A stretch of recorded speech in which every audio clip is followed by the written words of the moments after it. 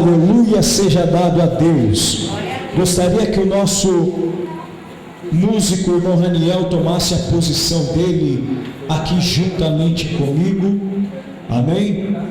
Em nome do Senhor. E você preste atenção no que Deus há de falar em nossa vida aqui nesta noite. Livro da Revelação, Apocalipse, capítulo de número 8, nós estaremos fazendo menção deste texto, a qual Deus colocou em meu coração para trazermos uns ensinamentos da parte de Deus à nossa vida, e eu tenho certeza que a nossa fé será edificada nesta noite. Quantos acharam, digam amém. Amém. Quem não achou, diga misericórdia. Glória a Deus. Preste bem atenção, Senhor, no que Deus há de falar. Versículo 1 do capítulo 8 até o versículo de número 6. E havendo aberto o sétimo selo, fez silêncio no céu, por quase meia hora. E vi os 7 anjos que estavam diante de Deus, e foram-lhes dadas 7 trombetas. E veio outro anjo, e pôs junto ao altar, tendo um incensário de ouro, e foi-lhe dado muito incenso, para pôr com as orações de todos os santos sobre o altar de ouro, que está diante do trono. E a fumaça do incenso subiu com as orações dos santos, desde a mão do anjo até diante de Deus. E o anjo tomou o incensário e encheu de fogo o altar, e o lançou sobre a terra. E houve depois vozes, trovões e relâmpagos e terremoto. E os anjos que tinham as 7 trombetas prepararam-se para tocá-las. E você diz amém. Amém. Amados e queridos, preste bem atenção naquilo que Deus tem a falar ao nosso coração. Quando nós falamos sobre o livro de Apocalipse, falamos sobre o livro do futuro, falamos sobre o livro de uma revelação que há de vir para a nossa vida. O livro de Apocalipse, ele é o livro conhecido como o livro das revelações, porque traz-nos, assim amada igreja, esperança para a nossa vida. No ano de 90 a 96, estava um homem chamado João.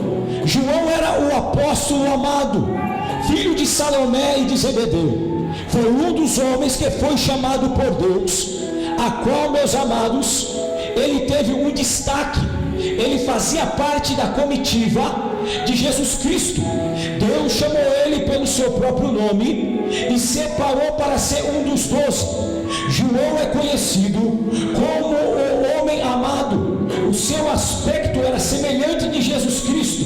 Era um homem que tinha uma promessa da parte de Deus. E a promessa que Deus deu é que João não morreria por morte física, mas sim por velhice. João era um dos cabeças, era um dos homens que fazia parte da elite da igreja do Senhor nesta terra.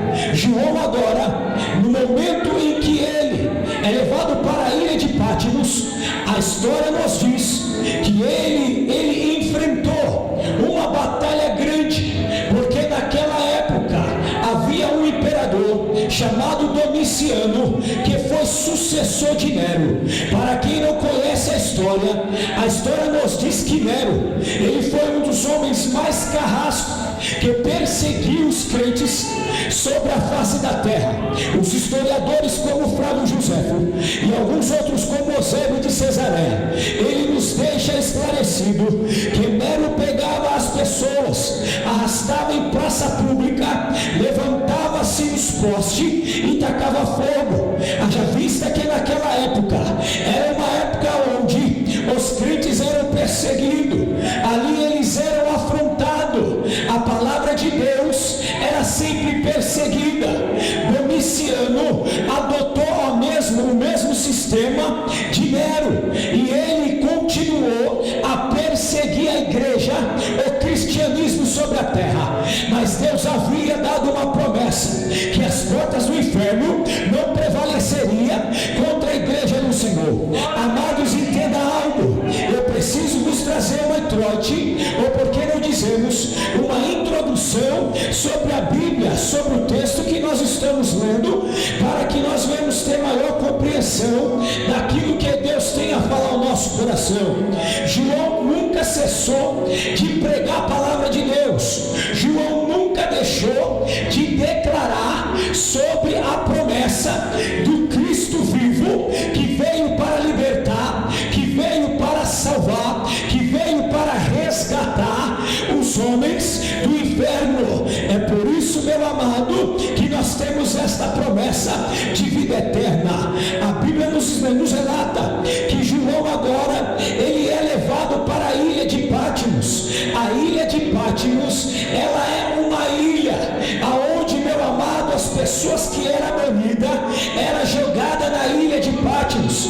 Era uma ilha que ela estava a 80 quilômetros da cidade de Éfeso, aonde, meu amado, não havia, meu querido, nenhuma possibilidade do ser humano viver naquele lugar.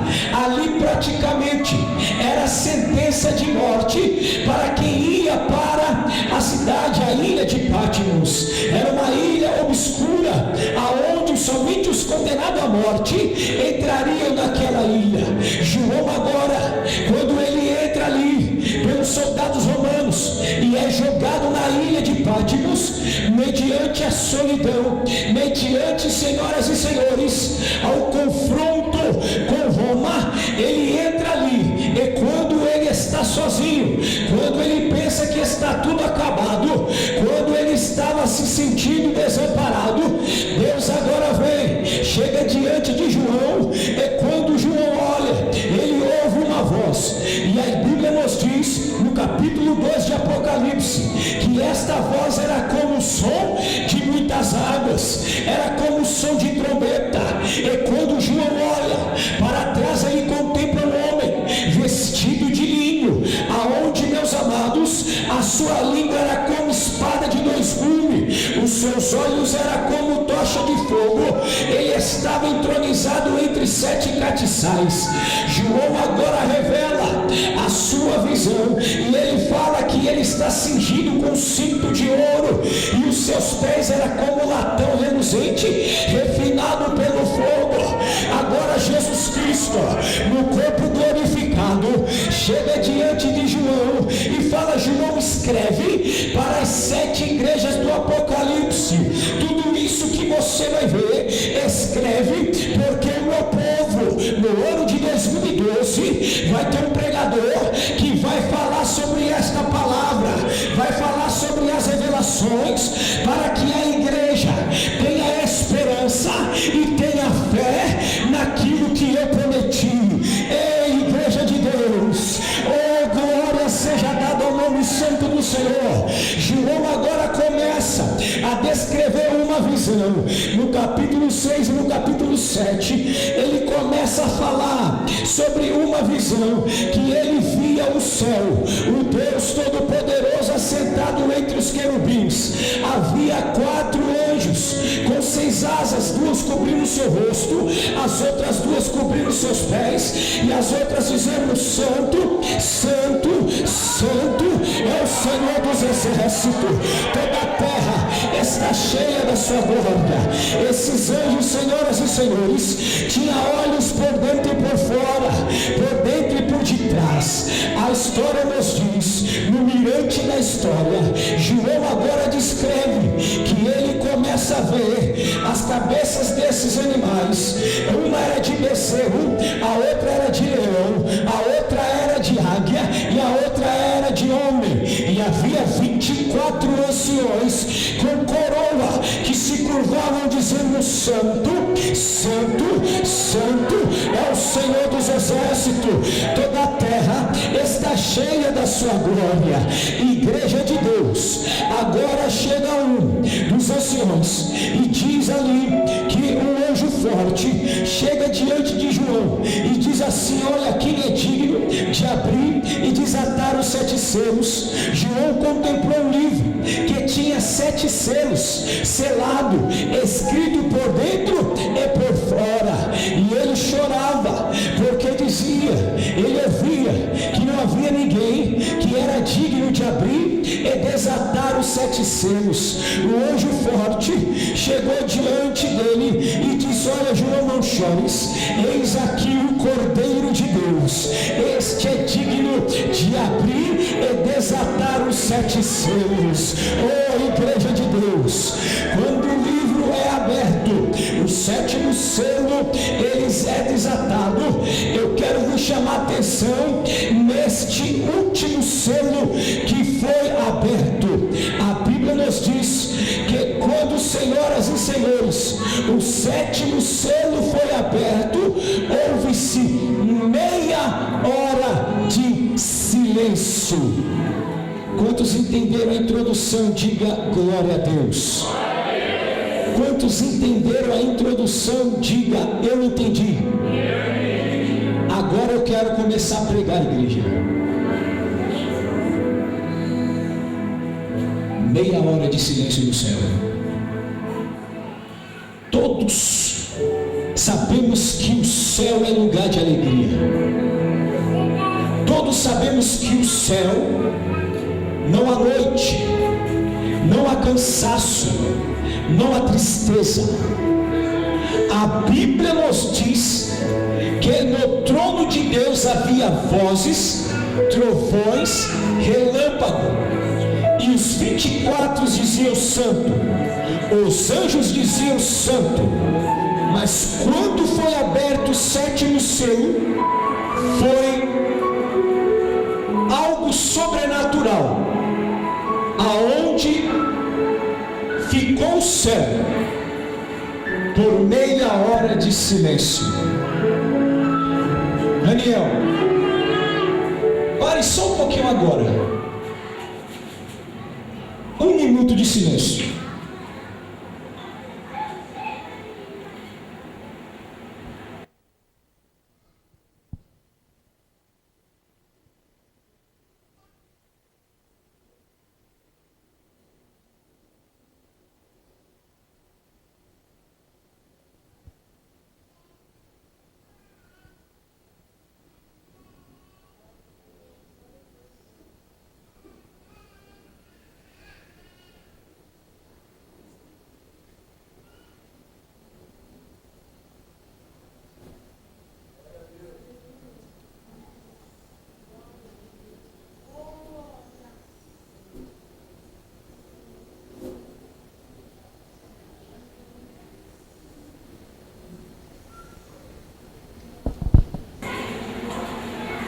Um minuto.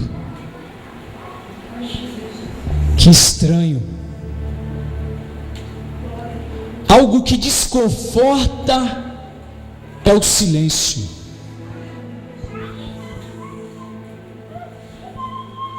Que estranho.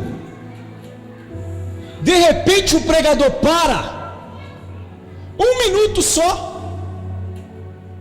Agora imagine meia hora. O céu cessar, por meia hora, os anjos pararem de glorificar, meia hora, em um local aonde a glória de Deus está. Se eu colocar agora um tema, desta mensagem, eu quero colocar sobre o silêncio de Deus. O silêncio de Deus, igreja, é algo que tira-nos a paz. O silêncio de Deus é algo que nos deixa desconfortável, pastor Enoque. O silêncio de Deus é algo que nos deixa estagnado. É algo, meu amado, que nos deixa sem uma estrutura. Mas o que é o silêncio de Deus na nossa vida? O que fazer quando Deus fica em silêncio conosco? Igreja de Deus, estamos vivendo uma época difícil da igreja sobre a terra, aonde a igreja tem sido perseguida por todos os lados. Satanás tem se levantado com a sua comitiva para tentar barrar a nossa vida para com Deus. O interesse dele é fazer com que você venha ficar paralisado, estagnado, sem esperança nenhuma na tua vida. Deixa eu te falar algo para você. O interesse dele não é ver você sorrindo. O interesse dele não é ver você de pé.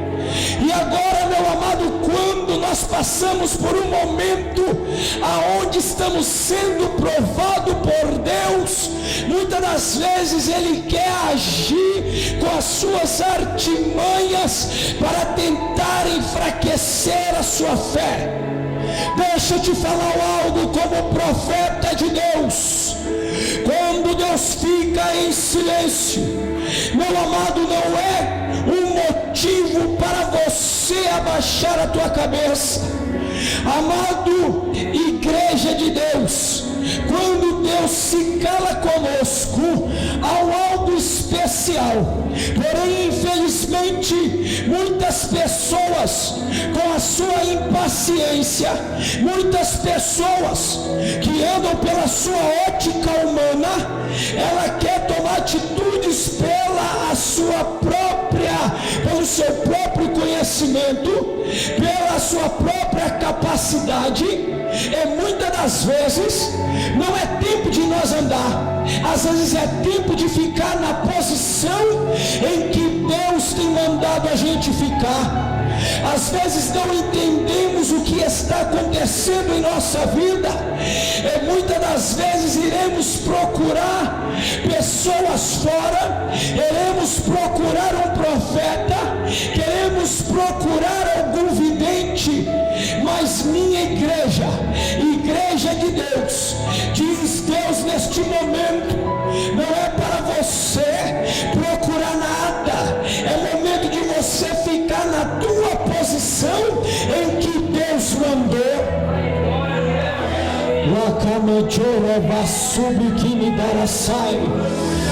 E se eu sair pregador, o que vai acontecer?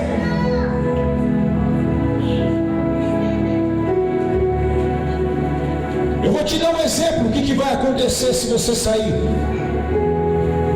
1 Samuel 28. Um grande rei, escolhido por Deus. O nome dele era Saul.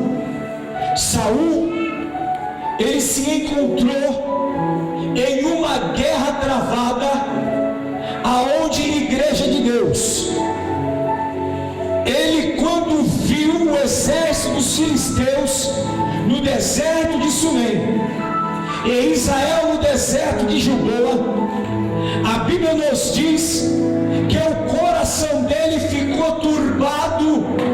O coração dele, meu amado, ficou, meu querido, de uma maneira que ninguém poderia mudar a causa e a história dele, a não ser a voz de Deus.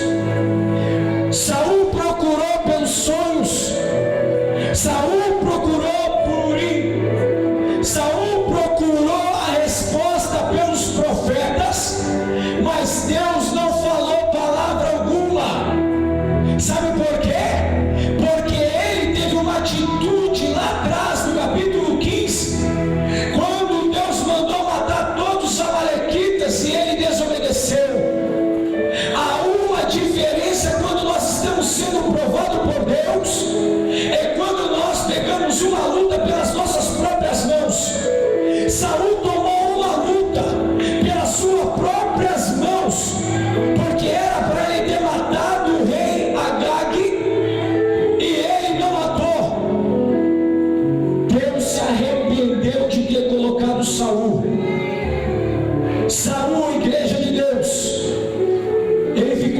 desesperado, porque ele perdeu o contato com o Senhor. A minha pergunta para a tua vida aqui nesta noite: faça você uma autoanálise da tua vida espiritual para com Deus. Qual é a intimidade que você tem tido com Cristo, mediante a tua caminhada no dia a dia? Qual tem sido a tua atitude? Tem porventura você obedecido à voz do Altíssimo? Tem você porventura buscado Ele intimamente? Igreja de Deus, é momento e é tempo, porque é chegada a última hora. É tempo de nós nos fortalecer a nossa aliança diante de Jesus de Nazaré. Saul, amado, não teve resposta de Deus porque tomou as suas próprias atitudes. Aí o que foi que aconteceu? Ele não se contentou, foi buscar, meus queridos e minhas queridas irmãs, ele foi buscar uma feiticeira. Tem muitas pessoas que, para a resposta da sua vida, elas procuram, meu querido, a necromancia. Mas, minha igreja, não temos parte com a necromancia. Muitas pessoas têm procurado o hinduísmo, nós não temos parte com o hinduísmo. Muitas pessoas têm procurado resposta nos búzios, não temos parte com isso. Muitas pessoas têm procurado resposta com o tarô, não temos parte com isso. Muitas pessoas têm procurado resposta de todas as partes, mas a nossa atitude é diferente. A nossa atitude, meu amado, é diferenciada, porque o nosso contato é com Jesus de Nazaré.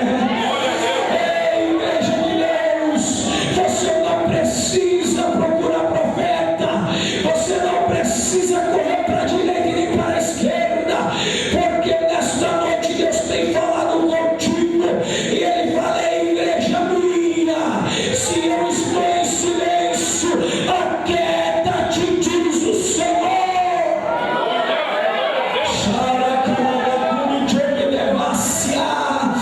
Não fique desesperado, não deixe a ansiedade tomar conta de você, não deixe com que isto venha enfraquecer a tua fé, porque Deus está preparando algo sobrenatural para a tua vida.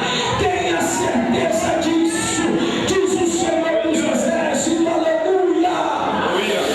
Oh, meus amados, não fique abatido, nem muito menos entristecido, pensando que Deus se esqueceu de você. Sabe por quê? Há um trabalho de Deus especial na sua vida, diz o Senhor. Aleluia, glória a Deus. Oh, igreja de Deus, quando nós lemos o texto, sabe o que o texto diz? Que quando foi aberto o sétimo selo, houve-se meia hora de silêncio. Hoje o pastor Enoque pegou o incensário. Incensário? Por que incensário? E colocou aonde? No altar do incenso. Altar do incenso. O altar do incenso tinha meio metro de largura, com 1 metro de altura. Tinha 4 chifres nas suas pontas. Quando nós falamos sobre chifre no altar, falamos sobre autoridade e poder de Deus. O altar era feito de madeira de acácia e era de ouro puro coberto. O incensário só poderia ser usado se tivesse naturalmente o incenso. E o que é o incenso, igreja? Quero chamar a tua atenção aqui, olhe bem para mim. O incenso era uma substância aromática usada para exalar um cheiro suave, e ele é usado em ritos sagrados. Aí Davi, no Salmo de número 141, versículo de número 2, ele diz assim: Senhor, sobe, Senhor, a minha oração com incenso suave diante de ti.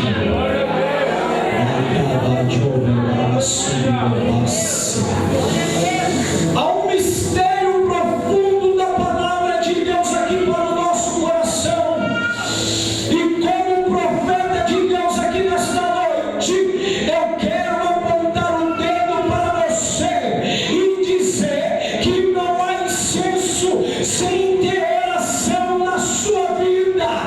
Crente que não ora não tem como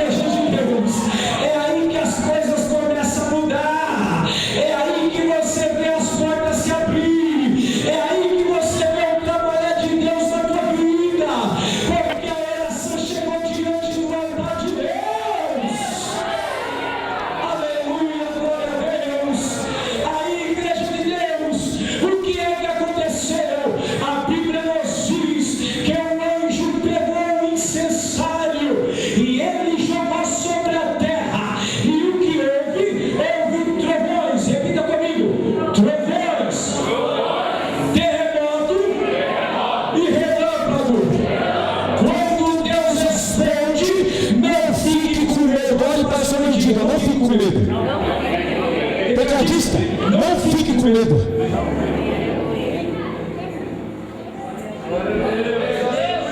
Pergunta para o pregador, por quê? Sabe por quê? Porque quando Deus responde, amado, há sempre terremoto na nossa vida.